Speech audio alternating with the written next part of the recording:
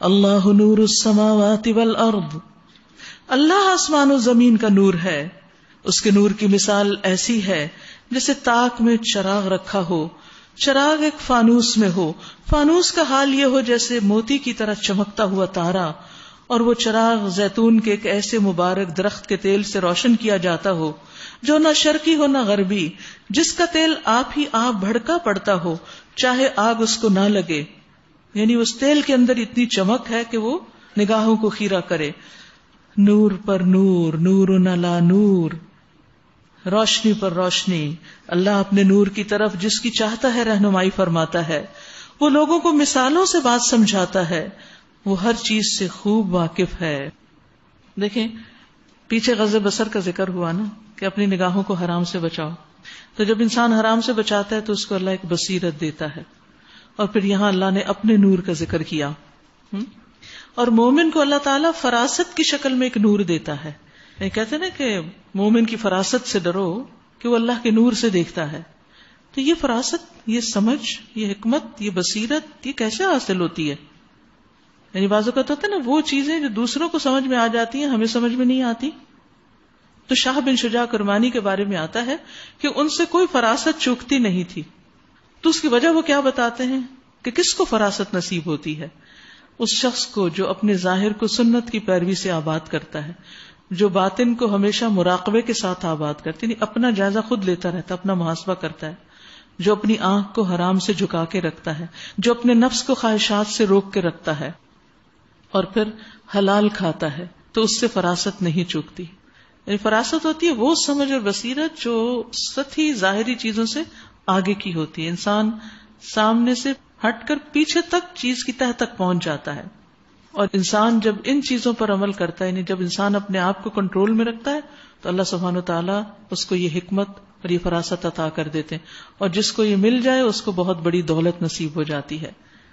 اور پھر نور پر نور کی بات یہاں کی گئی. ایمان ایک نور ہے ہمارے دل میں، اور قرآن اس کے اوپر مزید ایک نور جو ہمارے ایمان کو اور زیادہ بڑھاتا ہے. اس نور کی طرف ہدایت پانے والے ان گھروں میں پائے جاتے ہیں جنہیں بلند کرنے کا اور جن میں اپنے نام کی یاد کا اللہ نے اذن دیا ہے. ان میں ایسے لوگ صبح و شام اس کی تسبیح کرتے ہیں جنہیں تجارت اور خرید و فروخت اللہ کی یاد سے اور نماز قائم کرنے اور زکوٰۃ ادا کرنے سے غافل نہیں کرتی. یہ ایسے مردوں کی تعریف کی گئی ہے کہ جو اپنی تجارت کے باوجود نماز اور زکوٰۃ کو بھولتے نہیں. وہ اس دن سے ڈرتے رہتے ہیں جس میں دل الٹنے اور نگاہیں پتھرا جانے کی نوبت آئے گی، یعنی خوف کے مارے، تاکہ اللہ ان کے بہترین اعمال کی جزا ان کو دے اور مزید اپنے فضل سے نوازے. یعنی جو دنیا میں ہوتے ہوئے اپنے فرائض کو نہیں بھولتا، اللہ اس کو قیامت کے دن بہترین اجر سے نوازے گا. اللہ جسے چاہتا ہے بے حساب دیتا ہے. یعنی یہ مت سوچو کہ تم نماز کے لیے وقت نکالو گے تو تمہارا بزنس ڈاؤن ہو جائے گا. نہیں، یہ اللہ کا فضل ہے، جس کو چاہے عطا کرے. اور بہت سے لوگ ایسے ہیں کہ جو نماز کے لیے بھی وقت نکالتے ہیں اور اپنے مال میں سے پھر اللہ کی راہ میں دیتے بھی ہیں، زکوٰۃ بھی ادا کرتے ہیں، پھر بھی اس کے باوجود اللہ ان کے مال میں اور برکت اور ترقی دیتا ہے، کمی نہیں ہوتی، اور آخرت کا اجر تو بے حساب ہے. اس کے برعکس جنہوں نے کفر کیا، ان کے اعمال کی مثال ایسی ہے جیسے دشت بے آب میں سراب، یعنی سراب کی طرح، کہ پیاسا اس کو پانی سمجھے ہوئے تھا، مگر جب وہاں وہ پہنچا تو کچھ نہ پایا، بلکہ وہاں اس نے اللہ کو موجود پایا جس نے اس کا پورا پورا حساب چکا دیا، اور اللہ کو حساب لیتے دیر نہیں لگتی. اس کی مثال ایسی ہے جیسے گہرے سمندر میں اندھیرا کہ اوپر ایک موج چھائی ہوئی ہے، اس پر ایک اور موج، اس کے اوپر بادل، تاریکی پر تاریکی. آدمی اپنا ہاتھ نکالے تو اسے بھی دیکھنے نہ پائے. جسے اللہ نور نہ بخشے اس کے لیے پھر کوئی نور نہیں. یعنی جہاں ایمان والوں کے لیے ایمان کا نور ہے، اس کے اوپر قرآن کا، پھر نمازوں کی ادائیگی اور نیک کاموں کی توفیق، اسی طرح جو لوگ دین سے دور ہوتے ہیں ان کا دل اندھیرا، اور اس کے اوپر جہالت کا اندھیرا، اور اس کے اوپر بدعملی کا اندھیرا، اندھیروں پر اندھیرے جیسے سمندر کی گہرائی کے اندھیرے ہوتے ہیں کہ انسان کو پھر کچھ سمجھ نہیں آتا کہ وہ کیا کر رہا ہے. فرمایا کیا تم دیکھتے نہیں ہو کہ اللہ کی تسبیح کر رہے ہیں وہ سب جو آسمانوں اور زمین میں ہیں، اور وہ پرندے جو پر پھیلائے اڑ رہے ہیں وہ بھی تسبیح کرتے ہیں. ہر ایک اپنی نماز اور تسبیح کا طریقہ جانتا ہے. ہمیں بھی صحیح طریقہ آتا ہے. اور یہ سب جو کچھ کرتے ہیں اللہ اس سے باخبر رہتا ہے. آسمانوں اور زمین کی بادشاہت اللہ ہی کے لیے ہے اور اسی کی طرف سب کو پلٹنا ہے. کیا تم دیکھتے نہیں ہو کہ اللہ بادل کو آہستہ آہستہ چلاتا ہے. کتنے سکون سے سفر کر رہے ہوتے ہیں. پھر اس کے ٹکڑوں کو باہم جوڑتا ہے, پھر اسے سمیٹ کر ایک کثیف ابر بنا دیتا ہے. پھر تم دیکھتے ہو کہ اس کے خول میں سے بارش کے قطرے ٹپکتے چلے آتے ہیں. یہ ہے نرمی کا فائدہ, جڑنے کا فائدہ, اکٹھے ہونے کا فائدہ, کہ اس سے کتنی خیر آتی ہے. جیسے بادل نرم ہوتے ہیں تو جڑتے ہیں, اور جب جڑتے ہیں تو بارش برستی ہے, اور پھر اس سے انسان, حیوان, نباتات ہر ایک فیضیاب ہوتا ہے. ایسے ہی وہ لوگ جو نرم مزاج ہوتے ہیں, آپس میں محبت کرتے ہیں, خواہ ایک گھر میں رہتے ہوں چاہے کسی ادارے میں ہوں, وہ ایک دوسرے کے ساتھ مل کے کام کرتے ہیں, ٹیم ورک جانتے ہیں, اور پھر چھوٹی موٹی باتوں کو درگزر کرتے ہیں, محبتوں کے ساتھ رہتے ہیں. ان سے جو خیر پھوٹتی ہے پھر اس کی تو مثال ہی نہیں. لیکن جو لوگ سخت دل ہوں اور ایک دوسرے سے ٹکرائے ہی رہیں, وہاں بے برکتی ہی بے برکتی ہے. اور وہ آسمان سے ان پہاڑوں کی بدولت جو اس میں بلند ہیں اولے برساتا ہے, پھر جسے چاہتا ہے ان کا نقصان پہنچاتا ہے. بلند پہاڑ, تکبر, اوپر. تو جو لوگ آپس میں نہیں جڑتے, اپنے آپ کو نمایاں اور اوپر کرنا چاہتے ہیں, پھر ان سے فیض کی بجائے کیا ہوتا ہے, پھر اولے ہی برستے ہیں. اور جسے اللہ چاہتا ہے ان سے بچا لیتا ہے. اس کی بجلی کی چمک نگاہوں کو خیرہ کیے دیتی ہے. رات اور دن کا الٹ پھیر وہی کر رہا ہے. اس میں ایک سبق ہے آنکھوں والوں کے لیے, جو دیکھیں وہ سبق اور عبرت پکڑیں. یعنی یہ ایسے ہی نہیں بارشیں برستی, یہ جب اولے برستے ہیں اس میں بھی ایک سبق ہوتا ہے. انسان غور کرتا ہے کہ انہی بادلوں سے بارش برس رہی تھی, اور یہ برف کہاں سے برس پڑی. برف تو نرمی سے برستی ہے, یہ جو اولے ہیں شیشے توڑ دیتے ہیں, سروں پہ لگیں تو سر پھوڑ دیں, کھیتوں پہ پڑیں تو اس کو تباہ کر دیں. یہ آفت کہاں سے آئی؟ یہ وہ جو آسمانوں پہ بڑے بڑے بادل اوپر اوپر جا رہے ہوتے ہیں, یہ وہاں سے برستے ہیں. اور اللہ نے ہر جاندار ایک طرح کے پانی سے پیدا کیا. کوئی پیٹ کے بل چل رہا ہے تو کوئی 2 ٹانگوں پر اور کوئی 4 ٹانگوں پر. جو کچھ وہ چاہتا ہے پیدا کرتا ہے, وہ ہر چیز پہ قادر ہے. اللہ نے سب کو ایک جیسا کیوں نہیں بنایا؟ جس طرح جانوروں میں سے کوئی زمین پر رینگ رہا ہے, کوئی زیادہ ٹانگوں سے چلتی ہے, کوئی 2 سے چل رہا ہے, کوئی بڑے بڑے ہیوج جانور ہیں, کوئی ہاتھی ہے, کوئی شیر ہے, کوئی چیتا ہے, کوئی ہرن ہے. انسانوں میں بھی اسی طرح کچھ رینگنے والے ہوتے ہیں, آہستہ چلتے ہیں, وہ بھاگ نہیں سکتے, ان کی صلاحیت نہیں ہے بھاگنے کی. اور کچھ بہت فاسٹ ہوتے ہیں, کچھ بیٹھے بیٹھے مینٹل میتھ کر لیتے ہیں, ہر چیز کی کیلکولیشن کر لیتے ہیں, اور کچھ بیٹھ کے کاپی پین لے کے بھی اسٹرگل کرتے رہے تو غلط ہی جواب نکلتا ہے ان کا, ان سے نہیں ہوتا. تو ہر ایک کی مینٹل کیپیسٹی, فزیکل کیپیسٹی ہر طرح سے مختلف ہوتی ہے. تو ٹیم ورک جو ہوتا ہے اس میں اس کی رعایت کرنا بہت ضروری ہے. اگر ہم اپنی ٹیم کے ان لوگوں سے جو ذرا سلو چلنے والے ہیں, جو ذرا پیچھے رہنے والے ہیں, ان کے ساتھ ناراض ہی ہوتے رہیں گے تو پھر وہ ہمیں چھوڑ دیں گے, وہ پیچھے ہی رہ جائیں گے. تو یہ تو کوئی خوبی کی بات نہیں کہ آپ اکیلے ہی آگے بھاگتے چلے جائیں اور سب کو پیچھے چھوڑ دیں. بچوں میں بھی آپ دیکھیں, گھر میں کوئی بچہ سلو ہوتا ہے, کوئی فاسٹ ہوتا ہے, کوئی زیادہ اچھا ہوتا ہے, کوئی تھوڑا تنگ کرتا ہے. تو یہ سب چیزیں انسان کا امتحان ہوتی ہیں, لوگوں کو سمجھنا چاہیے. سبق اس میں یہ ہے کہ ہر ایک کو سمجھنے کی کوشش کریں اور سمجھ کر اس سے معاملہ کریں. جب سمجھ جائیں گے نا کہ یہ شخص ایسا ہی ہے, اس کے ساتھ اسی طرح نبھانا پڑے گا, تو اس کے بعد پھر بہت زیادہ بودر نہ کریں اپنے آپ کو, بار بار کڑ کڑ کے یہ کیوں نہیں کرتا, یہ سست ہے, یہ بڑی نکمی ہے, یہ ایسی ہے, یہ ویسی. اس طرح کے ہر وقت ہم اپنے آپ کو بھی جلاتے رہتے ہیں, دوسروں کو بھی کان بھرتے رہتے ہیں, اور دوسروں کو بھی ستاتے رہتے ہیں. حاصل کچھ نہیں ہوتا, کچھ حاصل نہیں ہوتا. سمجھنے کی کوشش کریں. یہ اللہ کی تقسیم ہے. کوئی مزاج کا تیز ہے, کوئی جسمانی طور پہ تیز ہے. لوگوں کو جیسے وہ ہے نا ایز از لیں.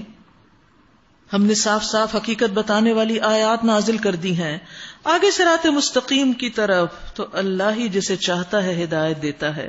یہ لوگ کہتے ہیں ہم ایمان لائے اللہ اور رسول پر اور ہم نے اطاعت قبول کی, مگر اس کے بعد ان میں سے ایک گروہ اطاعت سے منہ موڑ جاتا ہے. ایسے لوگ ہرگز مومن نہیں ہیں, مومن نہیں. جی ہاں, جو اطاعت سے منہ موڑ جاتا ہے اس کا ایمان مشکوک ہو جاتا ہے پھر, کیونکہ شروع میں ہم نے پڑھا تھا نا ایمان کیا ہے. ایمان قول میں بھی ہے, فعل میں بھی, دل میں اس کا قرار پکڑنا بھی. جب ان کو بلایا جاتا ہے اللہ اور رسول کی طرف تاکہ رسول ان کے آپس کے مقدمے کا فیصلہ کرے، تو ان میں سے ایک فریق کترا جاتا ہے، وہ آپ کے پاس ہی نہیں آتا، البتہ اگر حق ان کی موافقت میں ہو تو رسول کے پاس بڑے اطاعت گزار مطیع ہو کر آ جاتے ہیں۔ کیا ان کے دلوں کو منافقت کا روگ لگا ہوا ہے، یا یہ شک میں پڑے ہوئے ہیں، یا ان کو یہ خوف ہے کہ اللہ اور اس کا رسول ان پہ ظلم کرے گا؟ اصل بات یہ ہے کہ ظالم تو یہ لوگ خود ہیں، ایمان لانے والوں کا کام تو یہ ہے۔ مومن کون ہوتے ہیں کہ جب اللہ اور رسول کی طرف بلائے جائیں تاکہ رسول ان کے مقدمات کا فیصلہ کریں تو وہ کہیں کہ ہم نے سنا اور اطاعت کی۔ یعنی مومن کون ہوتے ہیں؟ اللہ اور اس کے رسول کی بات ماننے والے۔ ایسے ہی لوگ کامیاب ہونے والے ہیں، اور کامیاب وہی ہیں جو اللہ اور رسول کی فرما برداری کریں اور اللہ سے ڈریں اور اس کی نافرمانی سے بچیں۔ یہ منافق اللہ کے نام کی پکی قسمیں کھا کے کہتے ہیں آپ حکم دیں تو ہم گھروں سے نکل کھڑے ہوں، باتیں بہت کرتے ہیں۔ ان سے کہو قسمیں نہ کھاؤ، قسمیں کھا کے راضی کرنے کی کوشش نہ کرو، تمہاری اطاعت کا حال معلوم ہے، تمہارے کرتوتوں سے اللہ بے خبر نہیں۔ کہو اللہ کے مطیع بنو اور رسول کے فرما بردار بن کر رہو، قل اطیعوا اللہ و اطیعوا الرسول۔ لیکن اگر تم منہ پھیرتے ہو تو خوب سمجھ لو کہ رسول پر جس فرض کا بار رکھا گیا اس کا ذمہ دار وہ ہے، اور تم پر جو فرض ڈالا گیا اس کے ذمہ دار تم ہو۔ اس کی اطاعت کرو گے تو ہدایت پاؤ گے۔ وَإِن تُطِيعُوهُ تَهْتَدُوا۔ ہدایت کا معیار کیا ہے؟ رسول اللہ کی بات ماننا صلی اللہ علیہ وسلم۔ کیونکہ بہت سے لوگ کیا کہتے ہیں یہ قرآن میں لکھا ہے، یہ قرآن کہاں سے آیا تھا؟ اللہ کی طرف سے کس پہ آیا تھا؟ رسول پر آیا تھا۔ رسول سے کس کے پاس گیا؟ صحابہ کے پاس، اور پھر تابعین۔ اسی ذریعے سے قرآن آیا، اور جنہوں نے قرآن ہم تک پہنچایا نا انہوں نے ہی رسول صلی اللہ علیہ وسلم کی باتیں ہم تک پہنچائی ہیں۔ اس لیے کہنا کہ صرف قرآن کو مانتے اور حدیث کو نہیں، تو یہ تو پھر آپ کی اطاعت نہ ہوئی۔ ورنہ رسول کی ذمہ داری اس سے زیادہ کچھ نہیں کہ صاف صاف حکم پہنچا دے۔ اللہ نے وعدہ فرمایا تم میں سے ان لوگوں کے ساتھ جو ایمان لائیں اور نیک عمل کریں کہ وہ ان کو اسی طرح زمین میں خلیفہ بنائے گا جس طرح ان سے پہلے گزرے ہوئے لوگوں کو بنا چکا ہے۔ ان کے لیے ان کے اس دین کو مضبوط بنیادوں پر قائم کر دے گا جسے اللہ تعالیٰ نے ان کے حق میں پسند کیا ہے، اور ان کی موجودہ حالت خوف کو امن سے بدل دے گا۔ بس وہ میری بندگی کریں اور میرے ساتھ کسی کو شریک نہ کریں، اور جو اس کے بعد کفر کرے تو ایسے ہی لوگ فاسق ہیں۔ نماز قائم کرو، زکوٰۃ دو اور رسول کی اطاعت کرو۔ امید ہے کہ تم پر رحم کیا جائے گا۔ جو لوگ کفر کر رہے ہیں ان کے متعلق اس غلط فہمی میں نہ رہو کہ وہ زمین میں اللہ کو عاجز کر دیں گے، یعنی اللہ کے نافرمان اللہ کو نہیں ہرا سکتے۔ ان کا ٹھکانہ دوزخ ہے اور وہ بڑا ہی برا ٹھکانہ ہے۔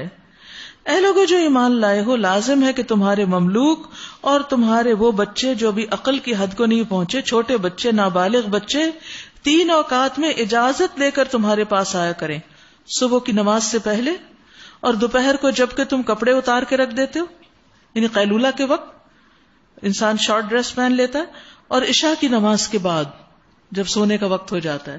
یہ 3 وقت تمہارے لیے پردے کے وقت ہیں۔ چھوٹے بچوں کو بھی اپنے سطر مت دکھاؤ۔ ان کے بعد وہ بلا اجازت آئیں تو تم پر نہ کوئی گناہ ہے نہ ان پر۔ تمہیں ایک دوسرے کے پاس بار بار آنا ہی ہوتا ہے، یعنی کام کاج ہوتا ہے، لوگ ایک گھر میں رہتے ہوئے ایک دوسرے کے کمرے میں آتے ہیں، لیکن پرائیویسی کے اوقات میں مت جاؤ۔ اچھا، یہاں تو غلاموں اور بچوں کی بات ہوئی نا، جس کا یہ مطلب نہیں ماں باپ آ جا سکتے ہیں۔ بعض اوقات نئے کپل کی شادی ہوتی ہے اور ان کو کوئی پرائیویسی نہیں دیتے، ہم کوئی آپس میں بیٹھنے اور بات کرنے کا موقع ہی نہیں دیتے، نہ دن کو نہ رات کو، اور ہر وقت انٹرفیرنس، یہ بھی ظلم کی ایک شکل ہے۔ اس طرح اللہ تمہارے لیے اپنے ارشادات کی وضاحت کرتا ہے، اور وہ علیم و حکیم ہے۔ اور جب تمہارے بچے عقل کی حد کو پہنچ جائیں تو چاہیے کہ اسی طرح اجازت لے کر آیا کریں جس طرح ان کے بڑے اجازت لیتے رہے۔ اس طرح اللہ اپنی آیات تمہارے سامنے کھولتا ہے، اور وہ علیم و حکیم ہے۔ اور جو عورتیں جوانی سے گزری بیٹھی ہوں، نکاح کی امیدوار نہ ہوں، وہ اگر اپنی چادریں اتار کر رکھ دیں تو ان پر کوئی حرج نہیں، بشرطے کہ زینت کی نمائش کرنے والی نہ ہوں۔ تاہم وہ بھی حیاداری ہی برتیں تو ان کے حق میں اچھا ہے، اور اللہ سب کچھ سنتا اور جانتا ہے۔ یہاں پر آپ دیکھیے یدانا ثیابہن ہے، یعنی یہاں ثوب کا لفظ ہے جو اوپر والا لباس ہے، یہ نہیں کہ کپڑے اتار کے رکھ دیں، اس کا مطلب یہ ہے کہ وہ جو بھاری لباس اوپر سے پہن کے وہ اپنے حیا کے تقاضوں کو پورا کرتی تھی، اب ظاہر ہے کہ وہ اتنی بوڑھی ہو چکی ہے، ان کے اندر کوئی اٹریکشن ہی نہیں رہی، تو اس لیے ان پر سے پردے کے احکامات میں نرمی کر دی گئی. کوئی حرج نہیں اگر کوئی اندھا یا لنگڑا یا مریض کسی کے گھر سے کھا لے، اور نہ تمہارے اوپر اس میں کوئی مذائقہ ہے کہ اپنے گھروں سے کھاؤ یا اپنے باپ دادا کے گھروں سے یا اپنی ماں نانی کے گھروں سے یا اپنے بھائیوں کے گھروں سے یا اپنی بہنوں کے گھروں سے. یا آپ دیکھیے ہمارے کلچر میں کس گھر سے کھانا پسندیدہ اور کس سے نہیں. یہاں بتایا گیا کہ کوئی حرج نہیں کہ اپنے بہنوں کے گھر سے بھی کھا لو، یا اپنے چچاؤں کے گھر سے یا اپنی پھپھیوں کے گھر سے یا اپنے ماموں کے گھر سے یا اپنی خالاؤں کے گھر سے، سب کو الگ الگ ذکر کیا گیا.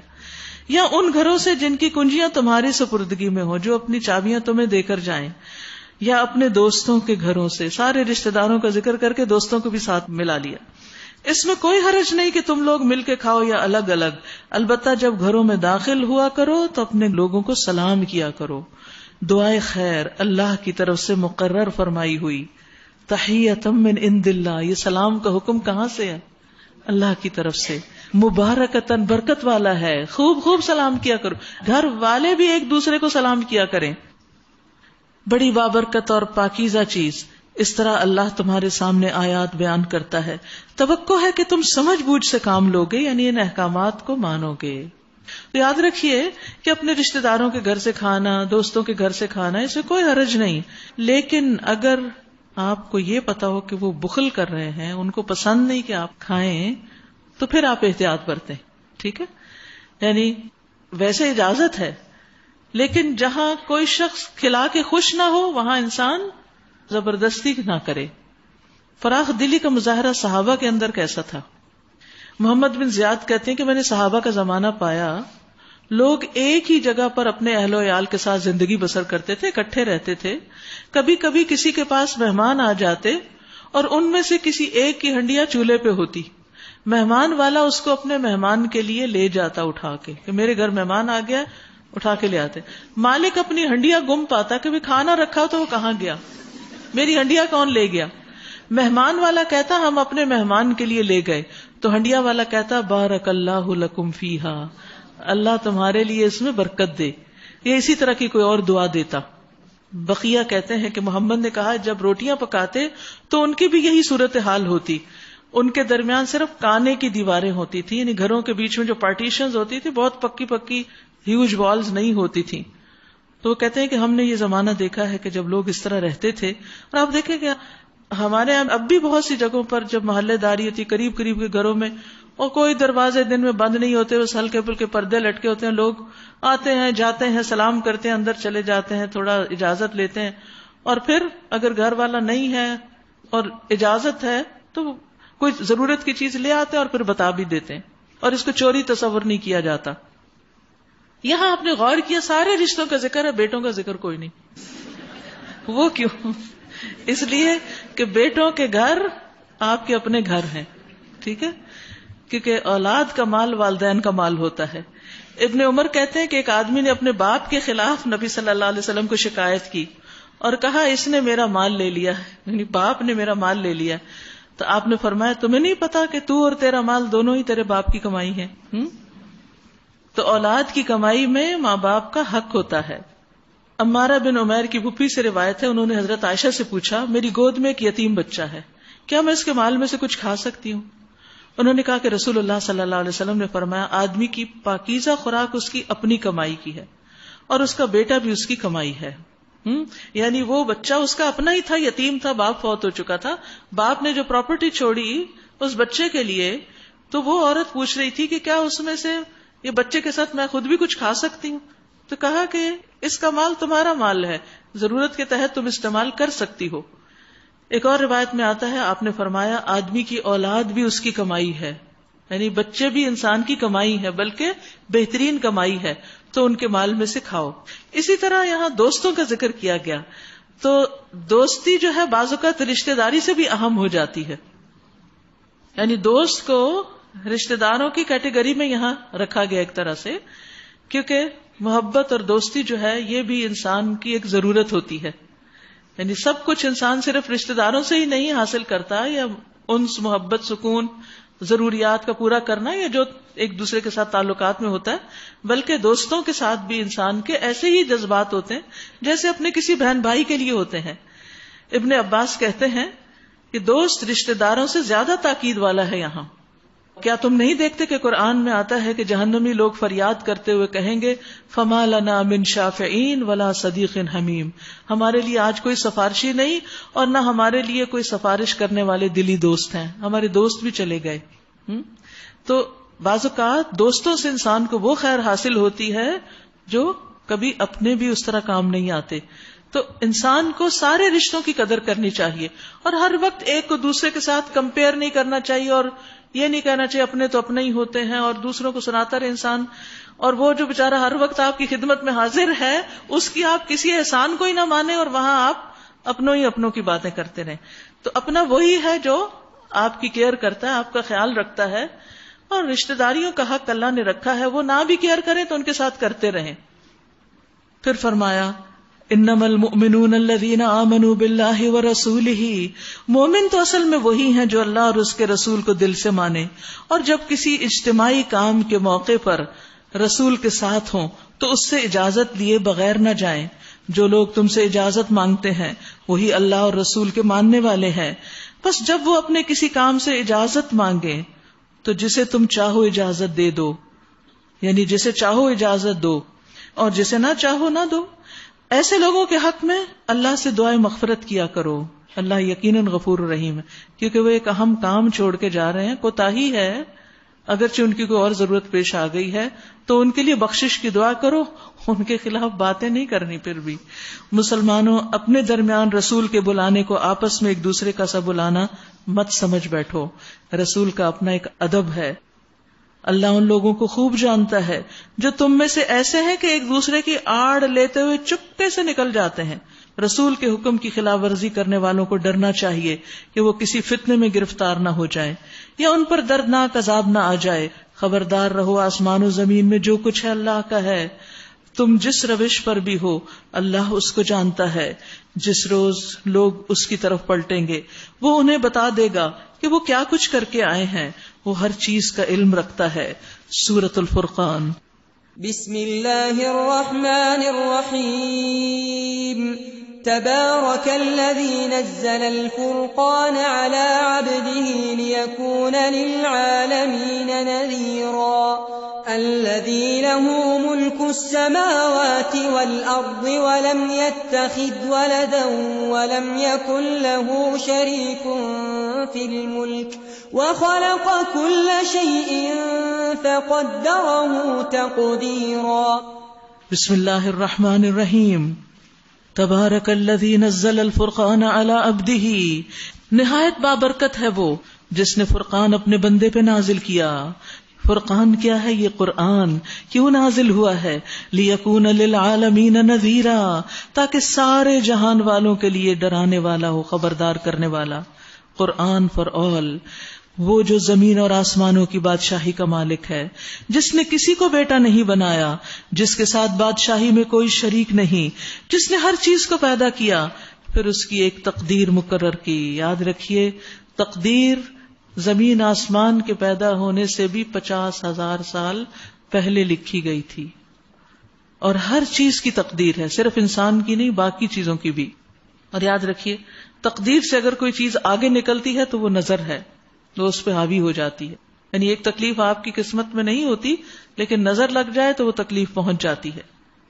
پھر لوگوں نے اسے چھوڑ کر ایسے معبود بنا لیے جو کسی چیز کو پیدا نہیں کرتے بلکہ خود پیدا کیے جاتے ہیں، جو خود اپنے لیے بھی کسی نفع نقصان کا اختیار نہیں رکھتے، جو نہ مار سکتے ہیں، نہ جلا سکتے ہیں، نہ مرے ہوئے کو پھر اٹھا سکتے ہیں. جن لوگوں نے نبی کی بات ماننے سے انکار کر دیا ہے وہ کہتے ہیں کہ یہ فرقان ایک من گڑت چیز ہے، ان قرآن کو نہیں مانتے، جسے اس شخص نے آپ ہی گھڑ لیا اور کچھ دوسرے لوگوں نے اس کام میں اس کی مدد کی. بڑا ظلم اور سخت جھوٹ ہے جس پر یہ لوگ اتر آئے ہیں. کہتے ہیں یہ پرانے لوگوں کی لکھی ہوئی چیزیں ہیں جنہیں یہ شخص نقل کراتا ہے اور اسے صبح و شام سنائی جاتی ہیں، یعنی قرآن پر شک کرتے ہیں.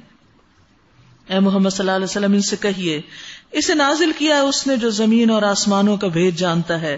حقیقت یہ ہے کہ وہ بڑا غفور الرحیم ہے، یعنی لوگوں کی ان زیادتیوں پر اور ان باتوں پر بھی درگزر کرتا ہے. کہتے ہیں یہ رسول کیسا ہے جو کھانا کھاتا ہے اور بازاروں میں چلتا پھرتا ہے، کیوں نہ اس کے پاس کوئی فرشتہ بھیجا گیا جو اس کے ساتھ رہتا اور نہ ماننے والوں کو دھمکاتا، یا اور کچھ نہیں تو اس کے لیے کوئی خزانہ ہی اتار دیا جاتا، یا اس کے پاس کوئی باغ ہی ہوتا جس سے یہ اطمینان کی روزی حاصل کرتا. اور ظالم کہتے ہیں تم لوگ تو ایک سحر زدہ آدمی کے پیچھے لگ گئے ہو. دیکھو کیسی کیسی عجیب حجتیں یہ لوگ تمہارے آگے پیش کر رہے ہیں، ایسے بہکے ہیں کہ کوئی ٹھکانے کی بات ان کو نہیں سوچتی. تبارک الذی ان شاء جعل لک خیرا خیرا من ذلک، بڑا بابرکت ہے وہ جو اگر چاہے تو ان کی تجویز کردہ چیزوں سے زیادہ بڑھ چڑھ کر تم کو دے سکتا ہے. ایک نہیں بہت سے باغ جن کے نیچے نہریں بہتی ہوں اور بڑے بڑے محلات. اصل بات یہ ہے کہ یہ لوگ اس گھڑی کو یعنی آخرت کو جھٹلا چکے ہیں، اور جو اس گھڑی کو جھٹلائے اس کے لیے ہم نے بھڑکتی ہوئی آگ مہیا کر رکھی ہے. وہ جب دور سے ان کو دیکھے گی تو یہ اس کے غضب اور جوش کی آوازیں سن لیں گے، اور جب یہ دست و پا بستہ ان میں ایک تنگ جگہ ٹھونسے جائیں گے تو اپنی موت کو پکارنے لگیں گے. اس وقت کہا جائے گا آج ایک موت نہیں بہت سی موتیں پکارو. ان سے پوچھو یہ انجام اچھا ہے یا وہ ابدی جنت جس کا وعدہ پرہیزگاروں سے کیا گیا، جو ان کے عمل کی جزا اور ان کے سفر کی آخری منزل ہوگی، جس میں ان کی ہر خواہش پوری ہوگی، جس میں وہ ہمیشہ ہمیشہ رہیں گے، جس کا عطا کرنا تمہارے رب کے ذمہ ایک واجب الادا وعدہ ہے. اور وہ وہی دن ہوگا جب کہ تمہارا رب ان لوگوں کو بھی گھیر لائے گا اور ان کے معبودوں کو بھی بلا لے گا جنہیں آج یہ اللہ کو چھوڑ کر پوج رہے ہیں. پھر وہ ان سے پوچھے گا کیا تم نے میرے ان بندوں کو گمراہ کیا تھا یا خود راہ راست سے بھٹک گئے تھے؟ وہ عرض کریں گے پاک ہے آپ کی ذات، ہماری تو یہ بھی مجال نہ تھی کہ آپ کے سوا کسی کو اپنا مولا بنائیں، مگر آپ نے ان کو اور ان کے باپ دادا کو خوب سامان زندگی دیا، حتیٰ کہ یہ سبق بھول گئے اور شامت زدہ ہو کر رہے.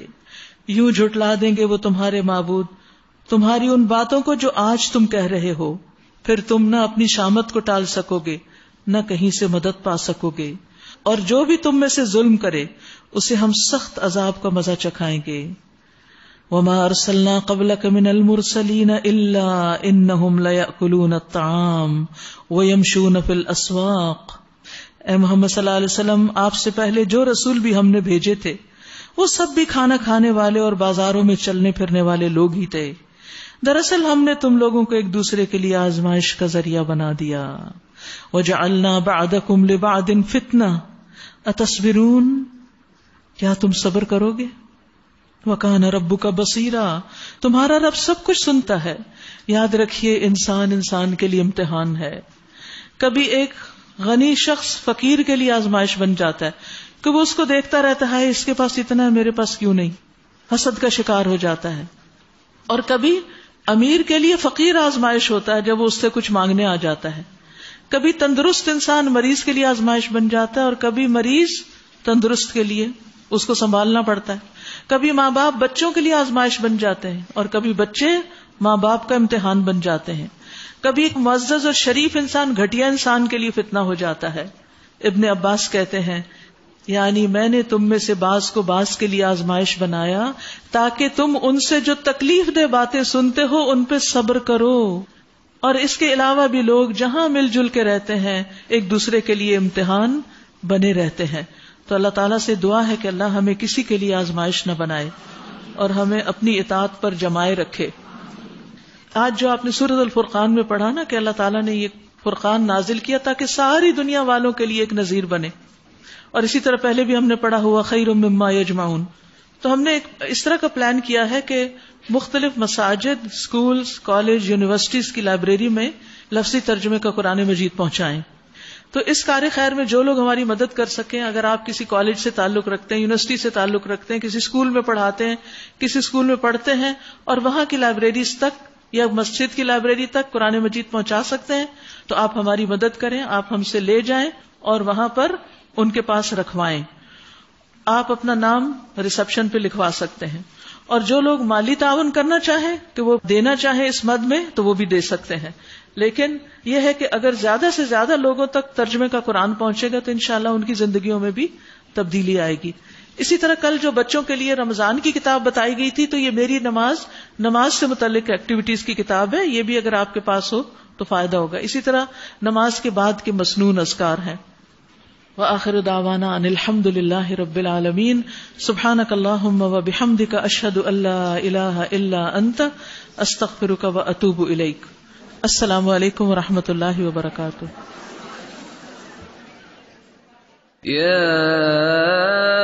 أيها الناس قد جاءتكم موعظة من ربكم وشفاء لما في الصدور وهدى ورحمة للمؤمنين. قل بفضل الله وبرحمته فبذلك فليفرحوا هو خير مما يجمعون.